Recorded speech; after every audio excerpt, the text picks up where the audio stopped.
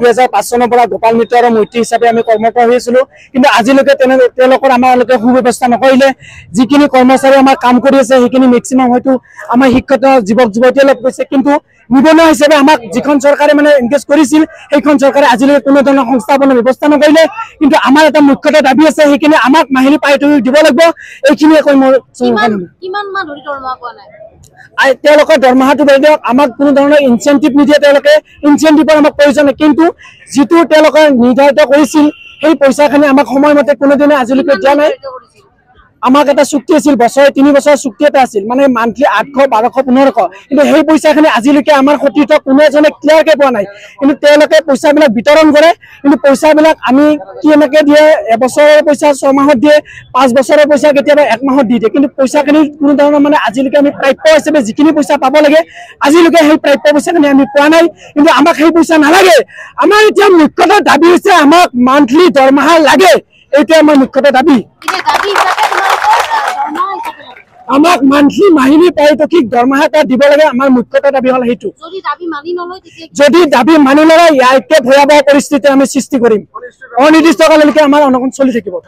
কৃত্ৰিম প্ৰজনন সন্থা হয় আৰু গোপাল মিত্ৰ মৈত্ৰী সন্থা আৰু বিশেষভাৱে আমি ইয়াত জড়িত হৈ আছো 2005 বৰ্ষৰ পৰা আমি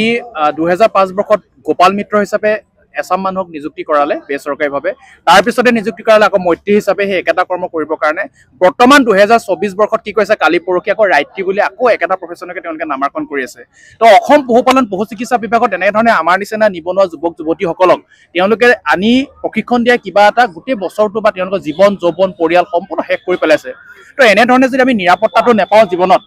তেতিয়াহ'লে আমি গোটেই জীৱনটো তেনেধৰণে নিথৰা হৈ থাকিব লাগিব ঠিক সেইদৰে তাৰ ওপৰত আৰু দুখৰ বিষয়ে কথা হ'ল কি আমি বিভাগটোত কৃত্ৰিম প্ৰজনন কৰি থাকো সেইদিনা অসমৰ মাননীয় মুখ্যমন্ত্ৰী মহোদয় খুব সুন্দৰকৈ ঘোষণা কৰিছে যে অসমৰ পশুপালক আৰু কৃষকসকলে কেৱল গাই গৰুৰ জন্ম দিয়াৰ টিকা দিম আৰু সেই গাই গৰুৰ টিকা দিয়াৰ মানুহখিনিয়ে হ'ল আমাৰ এই আৰ্টিফিচিয়েল কৃত্ৰিম প্ৰজনন কৰা মৈত্ৰী আৰু গোপাল মিত্ৰসকল আৰু এই দাবীটো বা এই ব্যৱস্থাটো সফলভাৱে ৰূপায়ণ কৰিবৰ কাৰণে আমাৰ দ্বাৰাইতো কৰি আছে তেওঁলোকে বৰ্তমান এটি গাই গৰু যি প্ৰজনন কৰাৰ ব্যৱস্থা কৰিছে সেয়া হ'ল সেক্স শৰ্টেজ চিমেণ্ট বুলি কোৱা হয় যে সেই বেজীটো দিলে কেৱল গাই গৰুৰে জন্ম দিয়াৰ ব্যৱস্থা হ'ব কিন্তু এই ব্যৱস্থাটো কৰিবৰ কাৰণে আমাৰ অসমৰ প্ৰায় 1500 কৰ্মী এক্টিভভাৱে লাগি আছে তাৰ উপৰিও কিছুমানে সংস্থাপনটো বা নিৰাপত্তা মাহিলী নোপোৱাৰ কাৰণে আমাৰ প্ৰফেশ্যনৰ পৰা ওলাই গৈছে কোনো দৰমহা নাপায় ইয়াৰ পৰা আমি চাওক কোনো গাড়ী বিক্ৰী কৰিবলৈ যোৱা নাই কোনো মেডিচিন বিক্ৰী কৰিবলৈ যোৱা নাই কোনো বাইক স্কুটি বিক্ৰী কৰিবলৈ যোৱা নাই বা এনেকুৱা ধৰণৰ আমি ইনচেন্টিভ পোৱা আমি কাম কৰা নাই যেটো প্ৰাপ্য দিম বুলি কৈছিল চৰকাৰৰ ফালৰ পৰা সেই প্ৰাপ্যটো পোৱা নাই আমি কোনো হিচাপ নাই এটো আমি যদি কাম কৰিছো তেওঁলোকে ইনচেন্টিভ দিয়ে এটা গৰু যেতিয়া আমি বেজি মাৰো তেওঁ কালভিঙৰ কাৰণে এআই কাৰণে পিডি কাৰণে কি পইচা দে কোনো হিচাপ নাই মন গৈছে তেওঁলোকে দিব মন গৈছে নিদিয়ে এটো ব্যৱস্থা কৰি আছে তো আমি এনে ধৰণে মানি ল'ব নোৱাৰো কেতিয়াও যদিহে আপোনালোকৰ দাবীসমূহ মানি নলয় তেনেহলে অন্য কাৰ্যসূচী কি হ'ব অন্য কাৰ্যসূচী মানে আমি অনিৰ্দিষ্ট কাললৈকে কাৰ্যসূচী অব্যাহত থাকিব যদি তেওঁলোকে যদি মানি নলয় অসম পশুপালন আৰু পশু চিকিৎসা বিভাগ লগতে অসম চৰকাৰে যদি মানি লয় আমি ইয়াতকে জংগী আন্দোলন গঢ়ি তুলিম আৰু ৰাজপথত আমি আগবাঢ়ি যাম কি ক'ব তেখেতক আমি তেখেতক ধন্যবাদ জনাইছো আৰু মন্ত্ৰী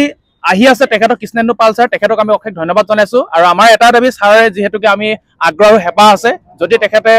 কৰিব বুলি আমাৰ আশা এটাও আছে আৰু তেখেতক আমি অনুৰোধ জনাইছো যে আমাৰ এই বহুদিনীয়া এটা সমস্যা অতি শীঘ্ৰ সমাধান কৰি দিয়ক আৰু খুবেই দুখৰ কথা আমাৰ এই বিভাগটোত বহুকেইজন আমাৰ ডাইৰেক্টৰ ছাৰ আহে তেওঁলোকে গুচি যায় তেওঁলোকে ৰিটায়াৰমেণ্ট হৈ যায় আমাৰ দাবীটো তেনেকৈ পৰি থাকে বহুবাৰ কৈছে তেওঁলোকে অফিচত গৈ থাকোঁতে তোমালোকৰ কাম হৈ আছে তোমালোকৰ হৈ যাব এনেকুৱা ধৰণৰ কথা কমেণ্ট আমি শুনি আমি মানুহবোৰ বুঢ়া হৈ গ'লো বহুত মানুহ বুঢ়া হৈ গ'ল বহুত মানুহ হেৰাই গ'ল এক্সিডেণ্টত ঢুকাইছে কিবা ঢুকাইছে কোনো তাত নিৰাপত্তা নাই 25-30 বছৰ মানুহে এনেকৈ কাম কৰিব নোৱাৰে বৰ্তমান যদি বিভাগত আমাক নিযুক্তিয়ে দিব নোৱাৰে তেওঁলোকে লিখি দিয়ক আমি কাম নকৰোঁ কাইলৈৰ পৰা যদি তেনেকুৱা ধৰণৰ ব্যৱস্থা কৰে